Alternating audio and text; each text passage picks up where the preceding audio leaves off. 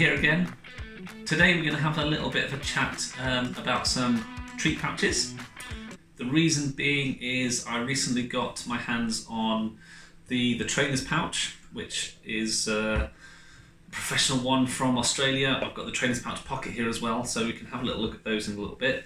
I've also got a selection of some other treat pouches and various bits and pieces here, but before we talk about those, it's a good idea to talk about why we use a treat pouch, why it's important and why it's useful.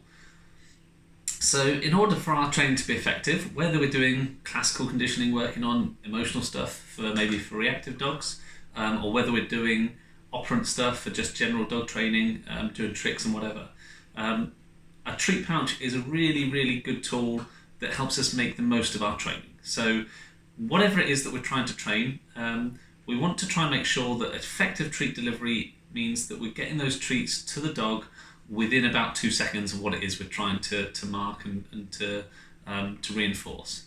One of my biggest pet peeves, as lots of you will know if you've done any training with me, is sandwich bags in pockets. Absolute killer, because by the time we've managed to get a hand into our pocket with the sandwich bag in there, by the time we fished around a bit and got the treat out and then pulled our hand out again and pulled the sandwich bag with it and then had to stuff it back in our pocket and whatever else goes on, you can almost guarantee that ideal of within 2 seconds is much more like 5 to 10. And that means that the thing that we're trying to make an association between in terms of trying to associate that treat with that behaviour, that link is that little bit weaker, and it makes a little bit weaker, and it makes our training that little bit less effective. So a treat pouch is a really good tool to use. It makes our life easier if we've always got those treats readily accessible. It makes our training better as long as we're using it in the right way. And particularly for any of the ladies out there where quite often you might have either no pockets or fake pockets. And fake pockets are a different rant entirely, but if you've got no pockets or fake pockets, then a treat pouch is a must, because it means that you've got those treats on you readily accessible without having to hold them in your hand, which again can make us that little bit less effective. The one thing that absolutely kills me, sandwich bags in treat pouches. If you've got a treat pouch, it's meant to have treats in it. We'll talk about cleanliness and a couple of little bits in a second, but if you've got a treat pouch, put the treats in the treat pouch. Do not put a sandwich bag in the treat pouch, because then you've got all the same problems of having a sandwich bag in your pocket, except now it's a sandwich bag in a treat pouch. So, rant over. In front of me I've got a selection of a few different treat pouches, starting right up at the bottom end. So we've got the Cheap and Cheerful. This is just a simple fabric kind of treat pouch. I sell these for £4.50. Nice and cheap, simple. Just a starter one to get you off and going. It's better than having them either in your hand or in a tub, or like we said, in a sandwich bag in a pocket. Downside with this one is that there are certainly easier treat pouches to get your hands in and out of quickly. The only thing here is that obviously because it's a fabric one, there's not much to it at all. It has got a drawstring there. So it's got a drawstring if we want to try and stop the treats coming out, or probably more likely stop the dog's noses going finding their way in. And it has got a belt loop and it got a little belt hook. But by and large, it's at the kind of the cheaper end of the market. It's the entry level type of treat pouch. Useful, but we can do better. We've got, where should we go to next? Let's go to these two. So we've got two little bit more substantial treat pouches. This one has got a metal hinge in the top there that helps to hold it open a little bit. So when it is open, because it's that little bit wider, you can get your hand in and out a little bit easier, so you've got better access to the treats. It's a single pocket treat pouch, this one, so in the main pocket you've just got the main compartment. It has got a couple of extra pockets either on the front and a little zip pocket on the back there as well, which is useful. And then on the back as well we've got a little bit more substantive in terms of attachment, so we've got 2 belt loops and a little plastic hook there to put on your belt as well. So it's a little bit more to it. So that's on a day-to-day basis, that's going to be probably far more usable and a much better option than the really cheap one. This is what has been my go-to treat pouch for a long time now. This is my OMDT one, branded one, but actually it's what's the doggone good treat pouch kind of standard format, which is it's got a main pocket. It's also got a reserve pocket in there, and we'll talk about that in a second. You've got a front pocket there, you've got two side pockets, both with poo bag dispenser holes, so they're quite useful. Little clippy D-loop on the end in case you want to clip a lead or anything on there as well. And of course it's got that zip pocket on the back, which I actually use for, if they're still in there, some emergency business cards. And again, it's got a similar format to the last one we've just looked at in terms of the belt loops and the belt hook. You've got the double belt loops there and the little belt clip.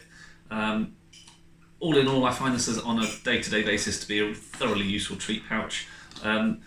We said we'd come back to those the two pockets in there. So with this one, we do get that additional pocket on the inside, and that means if we're working with reactive dogs, for example, and we want to save a specific treat just for the classical conditioning stuff, if we're doing classical conditioning with them, it means we can have our bog standard stuff in the main compartment and our special reserve in the second compartment, or regardless of what it is that you're working on, you might, for other reasons, want to have two different treats in the same treat pouch. It might be you've got multiple dog household, anything like that makes life easier. So that is the standard option there. In terms of cost so far, the cheap fabric one is about, well, I sell for £4.50. I sell the slightly nicer, more substantial magnetic latch one for £9. The doggone good ones you can get online, I think, for probably about 20 quid, something like that. Then we've got this one. So this is a silicone treat pouch. It's nice and simple in that there's the one downside, particularly with something like the doggone good ones, the one downside with these is cleanliness. So with those seams in the corners, you can find that depending on what it is that you're using, cheese or treats or whatever it is, they get crushed down into the corners, and they can be quite hard to keep clean. Stick them in the washing machine, never hurt anyone, but they are just a little bit harder to keep clean and keep hygienic. So that's the one downside with those. With the silicone one, obviously, we've got no seams, okay, we've got no corners because they're nice curved edges on the inside. It's nice and flexible, so if we do need to clean it, we can turn it inside out and wipe it clean completely. So they are absolutely fab in terms of keeping clean, which is great. Couple of downsides with this. It's nice and easy to get into, which is great, but the downside is with this particular one, this is a Dexas silicone one, I picked this up across a couple of years ago, but with this one, it means that kind of we're compromised a little bit on rigidity, so it's a little bit too soft and floppy, which means if we're moving around a lot, if we're bending over, which we frequently are when we're dog training, then we risk the treat being able to fall out, or even if you just catch it, then it's a little bit too much on the soft side, which means, you know, keeping hold of those treats in there is going to be a little bit of an issue. So I do like those though, they've been really good. Therefore, it's worth looking at those in comparison to then these the trainer's pouches. So this is the trainer's pouch pocket, and this is the trainer's pouch pro. They're from Australia, so you can get the pro for, once you convert it from Australian dollars, that's essentially about 25 quid. The pocket is about 20 quid, plus postage, obviously. So the wonderful thing with these is we've got a bit more substantial in the way of belt loop. So on this one, we've only got the clip on the back. With trainer's pouches, we've got a bit more substantial belt loops, and we get with each pouch a really, really nice quality belt. So the wonderful thing with these is it's a nice webbing, it's really nice quality.